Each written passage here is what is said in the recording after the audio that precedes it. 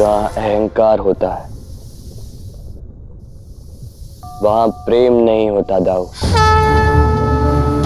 अनंत वर्षों पश्चात जब लोग कालिया मर्दन की एक गाथा स्मरण करें तो मैं चाहता हूं कि वो इस गाथा का सार समझे, अपने भीतर के अहंकार रूपी कालिया को उखाड़ फेंके, उसका एक एक फन कुचल दे और अपनी जीवन यमुना को पवित्र प्रेम से भर दे। इस कालिया रूपी अहंकार का मर्दन कर अपना कृष्ण स्वयं बने, क्योंकि जब अहंकार का दमन होगा तभी प्रेम का उद्गम होगा।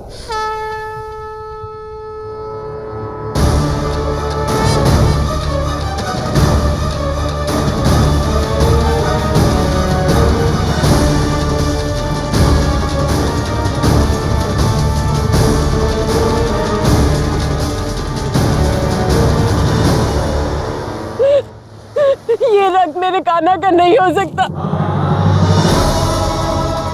वो लौटेगा। ये रक्त उसका नहीं है।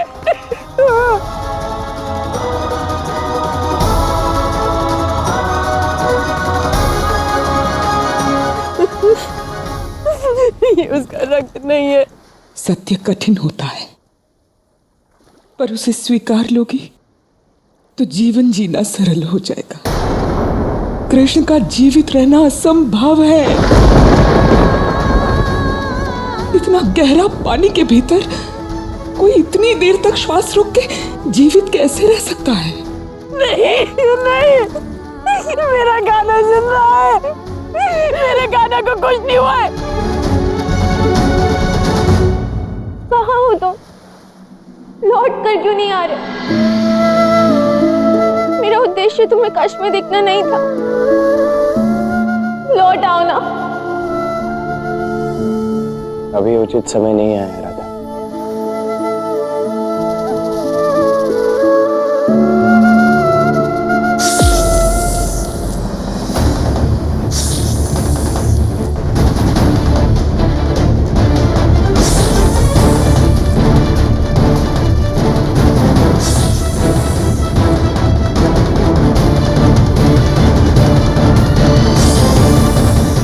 क्षमा कर दीजिए प्रभु, क्षमा कर दीजिए। हमारे स्वामी से भूल हो गई, उन्हें क्षमा कर दीजिए।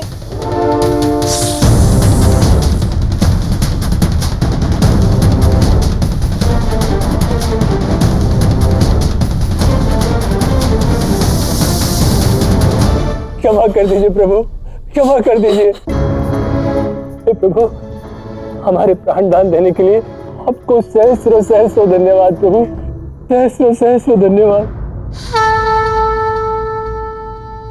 प्राण दान दिया कालिया, पर अपनी भूल का मूल्य तुम्हें चुकाना होगा। ये स्थान तुम्हें त्यागना होगा कालिया। परंतु प्रभु, ये स्थान छोड़कर हम कहाँ जाएंगे? हम केवल इसी स्थान पर सुरक्षित हैं प्रभु। यदि हम बाहर गए तो वो गरुड़ हमारे प्राण ले लेगा प्रभु। उस समस्या का समाधान मैं कर दूंगा।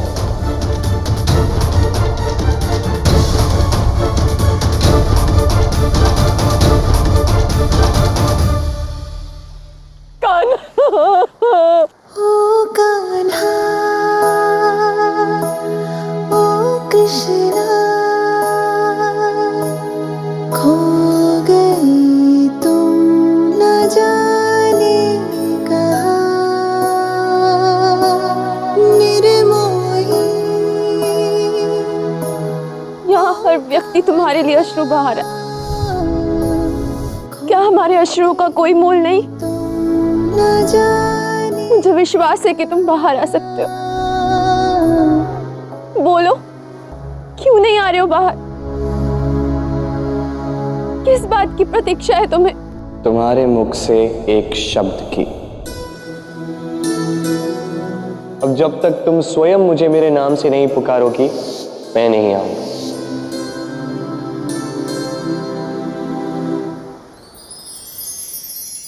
लौट आओ।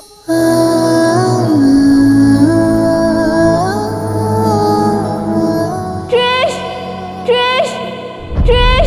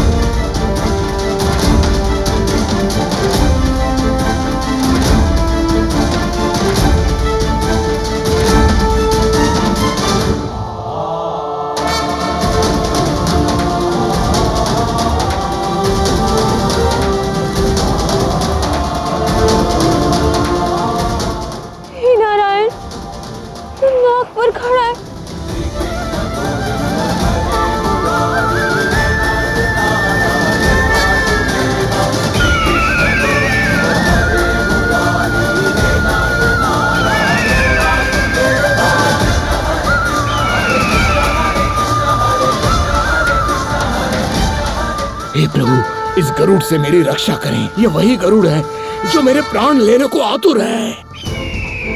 कालिया के फन पर अब मेरे पद चिन्ह हैं गरुड़। मैंने इसे अपनी शरण में ले लिया है। अब तुम इसे नहीं मारोगे।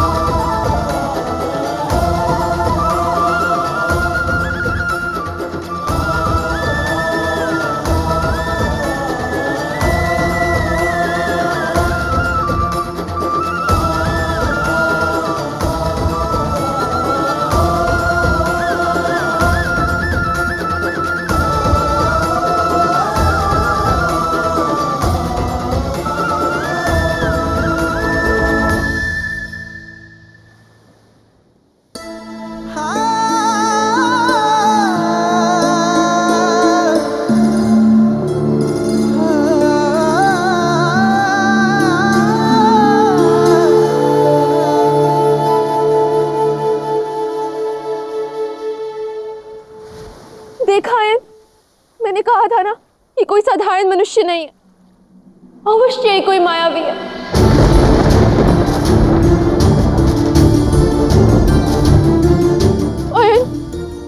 अब मुझे सच में भय लग रहा है, कहीं ये वास्तव में हमारा बरसाना हड़प तो नहीं लेगा।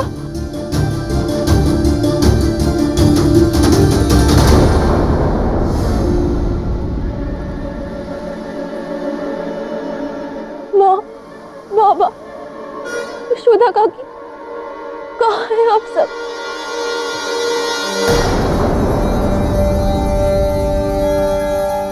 ये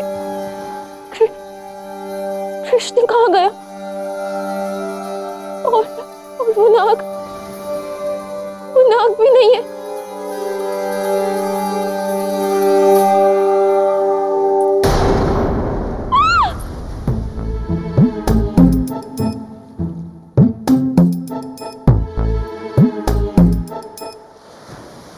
प्रतीत हो रहा है मन में बहुत प्रश्न है, पूछो। ये सब क्या हो रहा है? और बाकी सब लोग कहाँ पे हैं? वो सर्प कहाँ गया? और तुम यहाँ कैसे आए?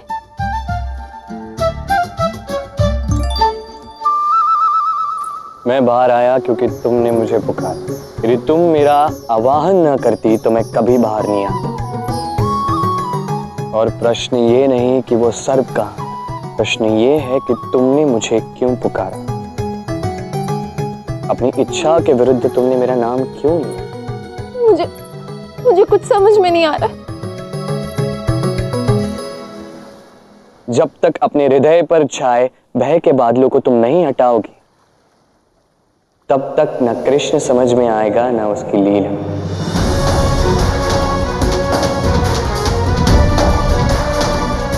तुम्हारे सारे संदेहों का एक ही निवारण है, भय से मुक्त।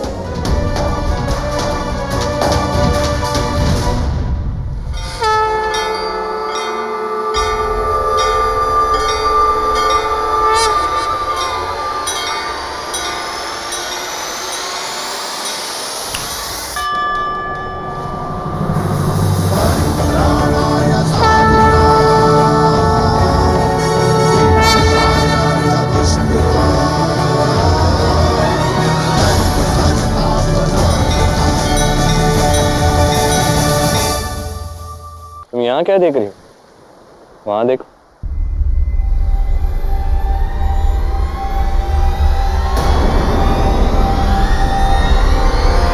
सुदामा!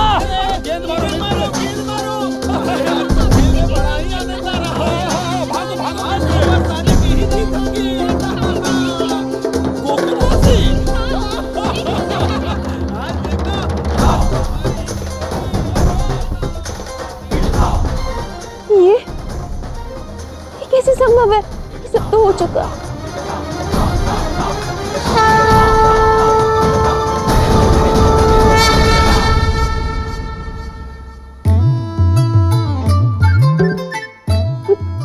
कृष्ण वहाँ कैसे? ये तो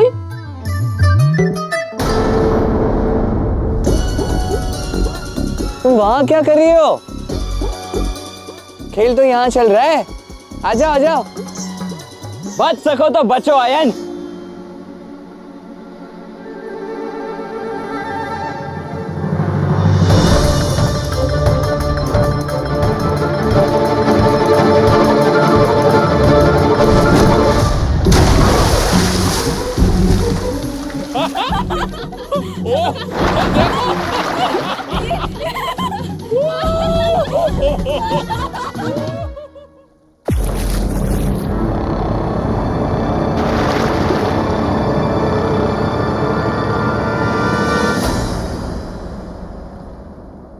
ये मेरे पैरों पर क्या लिपट रहा है?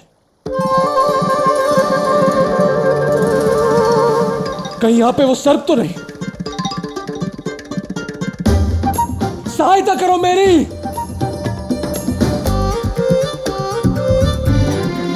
मेरा पांव अटक गया है।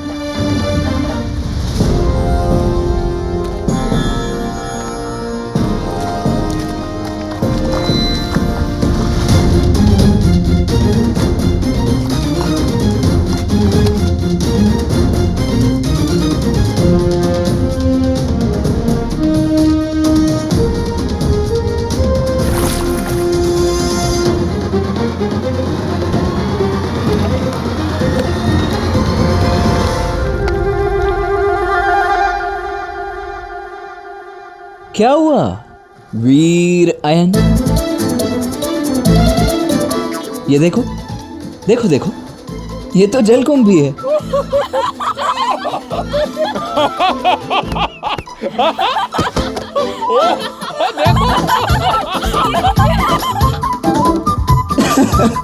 किंतु वो सर्प कहाँ गया? कोई सर्प नहीं है यहाँ, सब तुम्हारी कल्पना है।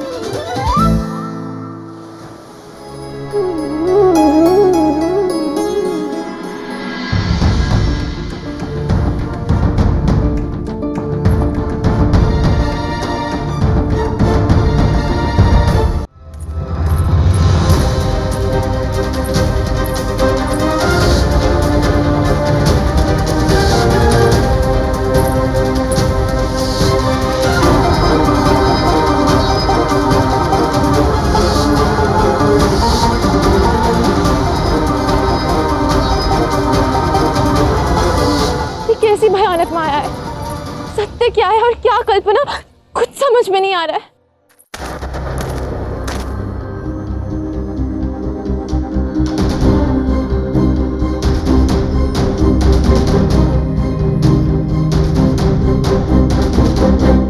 अयन, तुम? अच्छा हुआ तुम आ गए। वो कृष्ण, वो कोई साधारण मनुष्य नहीं है, बहुत ही शक्तिशाली मायावी है। मैंने स्वयं अपनी आंखों से उसे उस विशालकाय सर्प के फन पर नृत्य करते हुए देखा है। क्या? और नहीं तो क्या, सबने देखा। तुम भी तो वहीं थे, तुमने भी देखा ना जो मैंने देखा। और अब वहां कोई नहीं है। और वो कृष्ण, वो ऐसे चुटकी बजाता और सब बदल जाता।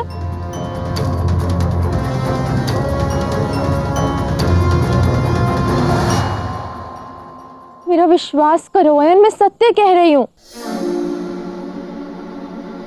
उस सर्प को तो मैंने भी देखा था तुम्हारे पीछे आते हुए, किंतु जब मैं पानी में गिरा तो वही तो मैं समझा रही हूँ। पहले उसने सर्प पर नृत्य किया, फिर चुटकी बजाते सब बदल डाला। कृष्ण बहुत बड़ा मायावी है। हमें इसी क्षण गांव वालों को सूचित करना होगा अयन। तुम उचित कह रही हो राधा, चलो।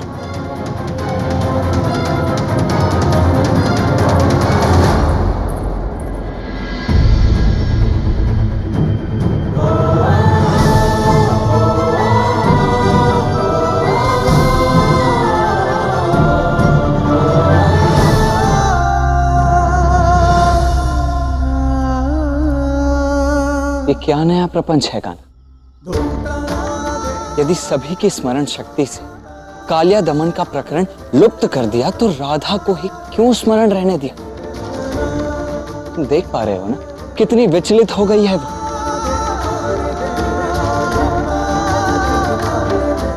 विचित्र बात है कान्हा, राधा की पीड़ा देखकर भी कान्हा मौन है।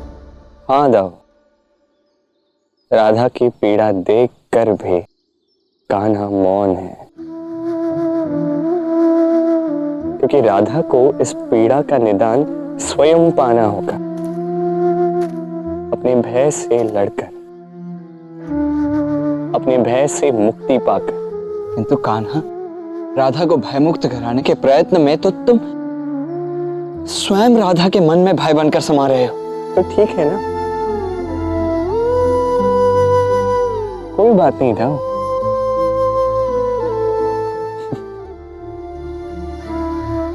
भय के रूप में ही सही तो अपनी राधा के हृदय में तो रहूंगा।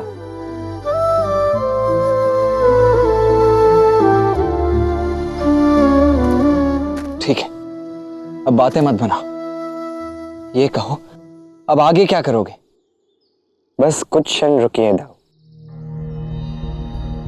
क्योंकि अब कह के नहीं,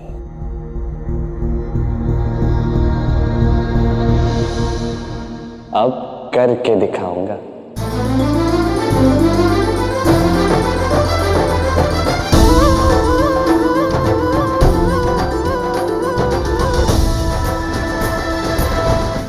कृष्ण केवल मेरे साथ ही क्यों ऐसे कर रहा है?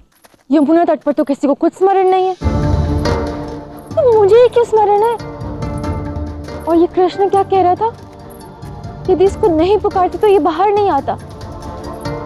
मैंने तो उसे इसलिए पुकारा था क्योंकि सब लोग चिंतित थे उसके लिए, उसकी सुरक्षा चाहिए, और उसने मुझ पर ही माया कर डाली।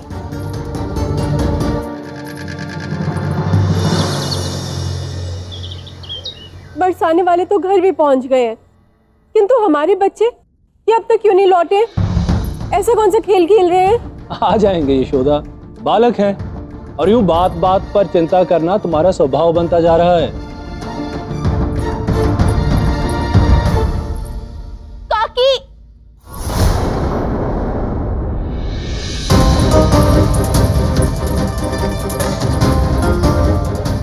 राधा, राधा पुत्री, क्या हुआ? सब कुशल तो है ना? तू रो क्यों रही है राधा? काकी, वो राधा बोलो बेटा, क्या हुआ? राधा, क्या कान्हा ने फिर से तंग किया? तंग नहीं, दंग रह गई हूं मैं आज। लेकिन हुआ क्या है? बताती हूँ, किंतु क्या आप सब मेरी बात का विश्वास करेंगे? हाँ हाँ, क्यों नहीं, तुम हमारी बिटिया हो राधा। बोलो, क्या हुआ? कृष्ण ने एक भयानक माया रची है। वो मायावी है। आपको पता है उसने क्या किया?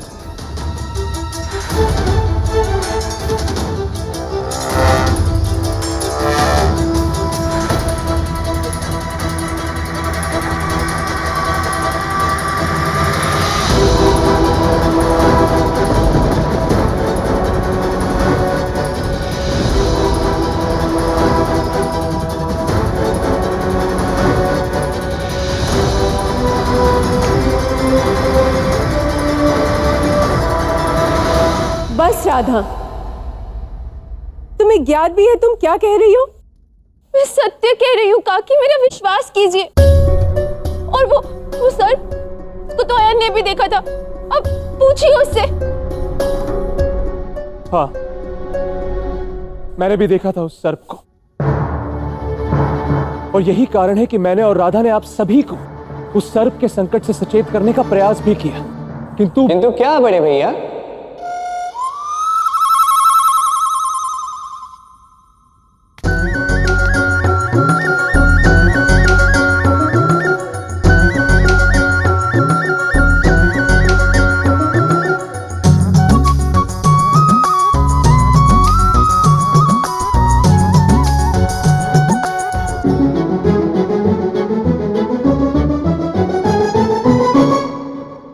क्या हुआ?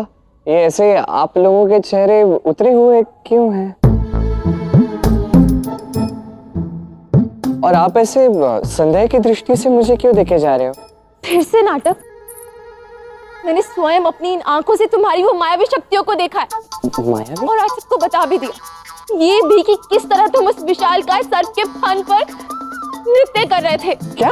मैं क्या विशालकाय सर्प के नृत्य कर रहा था? ये क्या अलग बातें किए जा रही हो तुम? देखिए ना, मुझे क्या नृत्य करने के लिए कोई और स्थान नहीं मिला क्या?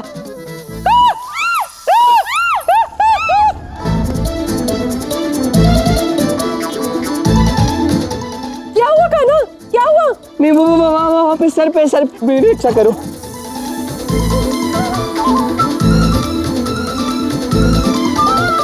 अरे मेरे भोले कान्हा, भयभीत क्यों होते हो? ये कोई सर्प थोड़ी ना है, ये तो सर्प का छोटा सा बच्चा है। देखो कितना छोटा सा। अच्छा ठीक है, चाहे छोटा हो चाहे बड़ा हो, है तो सर्प ही ना।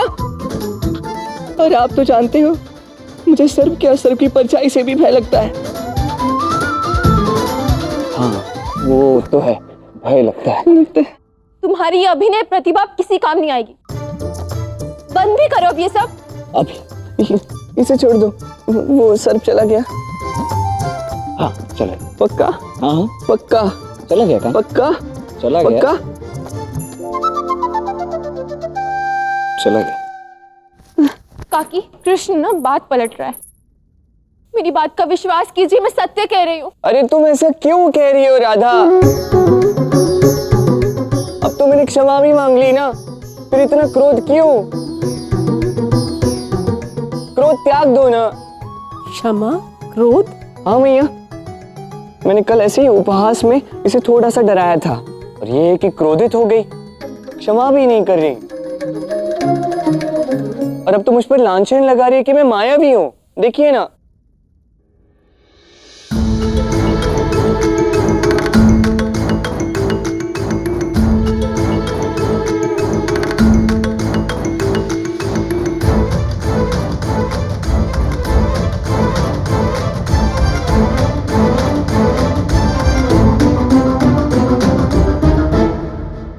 कान्हा, अब यदि मैं असत्य बोल रहा हूं तो दाऊ से पूछिए। दाऊ बताओ, बताओ बताओ, अरे बताओ। हाँ मैया, वो हाँ ऐसा ही हुआ था, पर हुआ ऐसा ही वो जब ये एक और झूठ, फिर से झूठ। काकी, आप इन दोनों के व्यर्थ के प्रपंचों में मत पड़िए, केवल मेरी बात का विश्वास कीजिए, मैं सत्य कह रही हूँ। यदि राधा कुछ कह रही है तो हमें उसकी बात की जांच करनी चाहिए। इसमें तो कुछ अनुचित नहीं। कान्हा, सच सच बताओ कि सारी कहानी क्या है। अब मैं क्या बताऊं, मैं स्वयं ही समझ नहीं पा रहा हूं। पता नहीं ये लड़की क्या क्या बातें किए जा रही है। इन बातों का ना सर है ना पैर है, मैं कैसे प्रमाणित करूं इसे? कान्हा, सत्य बोल। बस सब बहुत हो गया, अब आरंभ से आरंभ करेंगे। मैं प्रश्न पूछूंगा और तुम उत्तर दोगी, ठीक है? ठीक है। कल दिवाली थी। हाँ थी। दिवाली के अवसर पर हमने भोजन का आयोजन किया था। आयोजन पर महर्षि दुर्वासा आए थे। हाँ आए थे। मैंने उन्हें स्वयं भोजन खिलाया था। हाँ खिला। भोजन तो मैंने बनाया था। यहाँ का सारा अनाज दूषित हो गया था। और अनाज दूषित किसने किया था? अयन ने।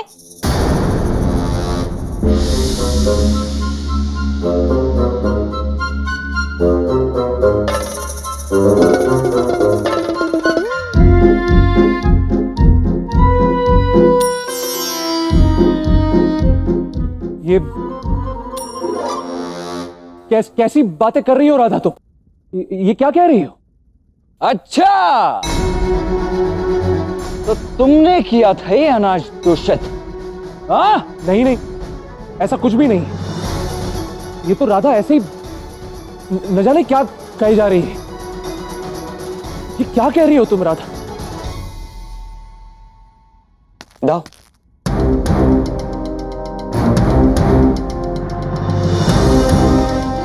मैं जानता हूं बड़े भैया सत्य क्या है। सत्य ये है कि ये झूठ बोल रही है, किंतु जब तक स्वयं पे बात ना आए तब तक मनुष्य को अनुभव नहीं होता कि सामने वाला व्यक्ति अपना मानसिक संतुलन खो बैठा है। अब आप सोचिए ना, हमारे बड़े भैया हमारे साथ ऐसी दुष्टता क्यों करेंगे?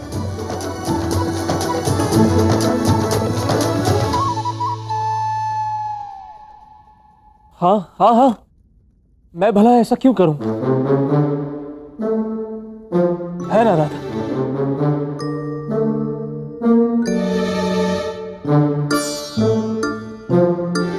भैया आप मेरे साथ आइए, मुझे आपसे कुछ बात करनी है।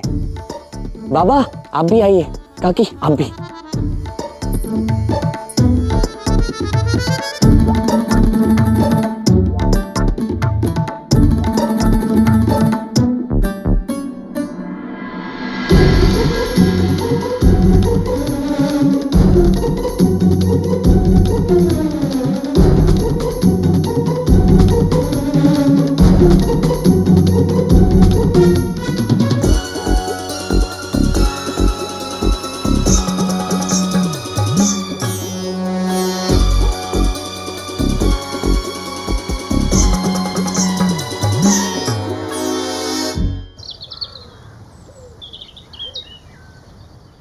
प्रीतिदा, रिशवान भैया, राधा हमारे लिए पुत्री समान है, इसलिए हमारी किसी भी बात को आप अन्यथा ना लीजिएगा।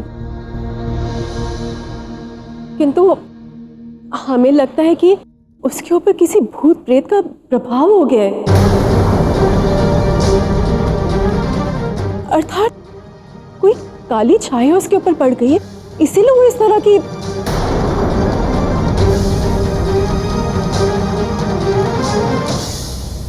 बस हम ऐसा सोच रहे थे कि एक बार उसकी शुद्धिकरण की पूजा करा लेते तो सब ठीक हो जाता। यदि बात राधा के भविष्य की है तो जो भी करना होगा मैं अवश्य करूंगी।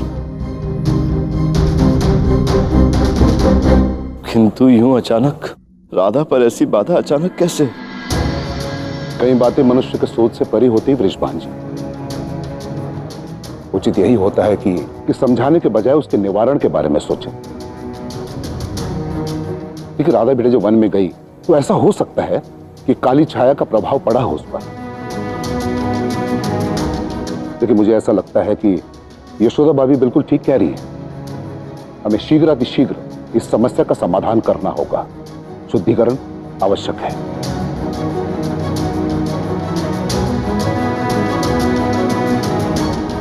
यदि ऐसी बात है तो फिर आप तुरंत ही पूजा का प्रबंध कीजिए। जी। मैं बिल्कुल ठीक हूँ माँ, मुझे कोई पूजा अर्चना नहीं करवानी है। हाँ हाँ राधा, तुम बिल्कुल ठीक हो, पर हमारा मान रखने के लिए इस पूजा में बैठ जाओ।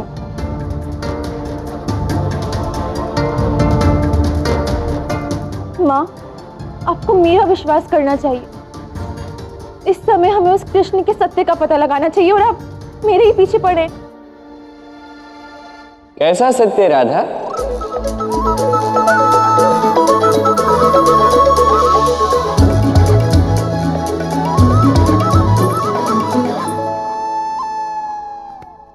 ये तुम्हें क्या हो गया है राधा? मुझसे ये सब देखा नहीं जा रहा। पीड़ा होती है मुझे तुम्हें ऐसे इस प्रकार इस अवस्था में देखकर। सुन लो ना, शुद्धिकरण की पूजा करवा लो ना राधा।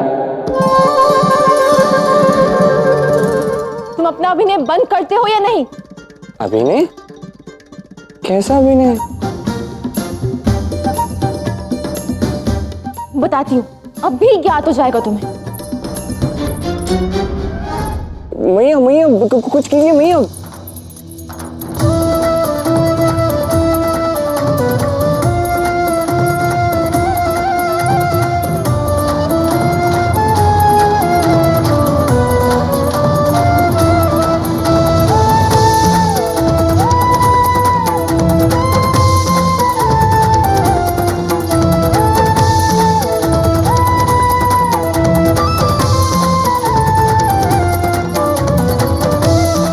राधा रुको।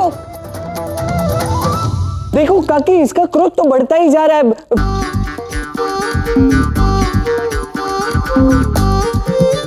बुरी छाया। देखिए बुरी शक्तियों का प्रभाव राधा पर बढ़ता ही जा रहा है। अब तो हमें शुद्धिकरण की पूजा करने में तनिक भी विलंब नहीं करना चाहिए। राधा, कान्हा ठीक कह रहा है।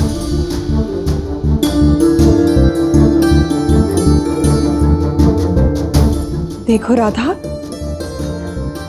मेरी प्यारी बेटी, मेरे लिए तुम्हें ये पूजा करवानी ही पड़ेगी। अपनी माँ के लिए, उसकी संतुष्टि के लिए तुम ये पूजा करवाओगी ना राधा?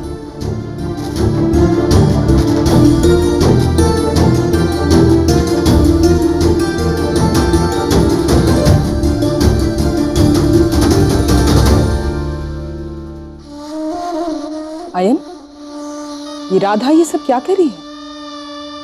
वही जो सत्य है। ये सारा खेल वो कृष्ण खेल रहा है मां। राधा ने तो पहले ही मुझे उस कृष्ण के मायावी होने की बात बता दी थी। और उस वन में भी मेरे मूर्छित होने से पूर्व मैंने उस कृष्ण को मारने के अनेक प्रयास किए थे, किंतु हर बार न जाने कैसे वो बच जाता था। मैं उसे छू तक नहीं पा रहा था। और उस सर्प को तो तुम और मैं, हम दोनों ने देखा है मां, किंतु जब मैं पानी में गया तो वहां वो सर्प था ही नहीं। राधा कह रही थी कि कृष्ण ने उस विकराल सर्प के सिर पर नृत्य किया, और ये बात मुझे विचार करने के लिए बाध्य कर रही है कि सत्य क्या है। क्या वास्तव में वो कृष्ण मायावी है या ये राधा का भ्रम है? एक साधारण सा ग्वाला, उसके पास इतनी सारी शक्तियां, ऐसा कैसे हो सकता है? और यदि वो इतना ही बड़ा मायावी है, तो फिर इस नंद और यशोदा के घर पर क्या कर रहा है? यही भूल तो हम कर रहे हैं मां। उस कृष्ण को एक साधारण सा ग्वाला समझने की भूल, किंतु अब हम उस कृष्ण को एक असाधारण शक्ति की भांति देखेंगे और छिपकर ये पता लगाएंगे कि उस कृष्ण की वास्तविकता क्या है।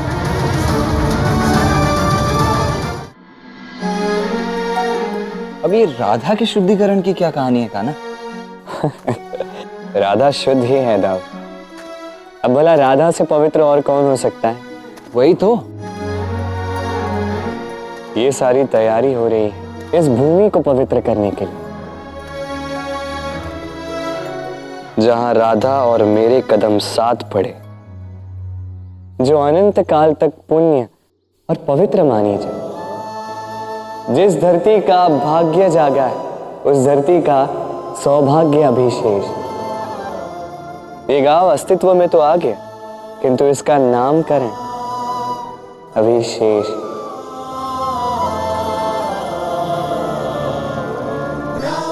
और ये सब करने के लिए राधा से बेहतर और कौन हो सकता है दाऊ?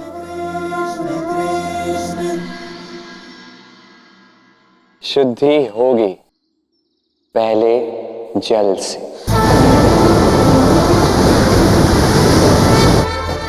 फिर शुद्धि होगी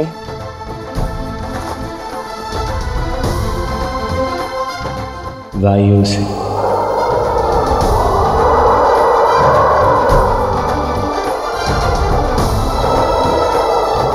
फिर अग्नि से, फिर धरा से,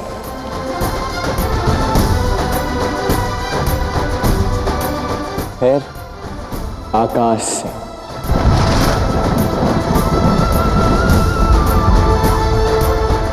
और ये शुद्धिकरण होगा उसके हाथों जिसकी प्राण शक्ति परिशुद्ध।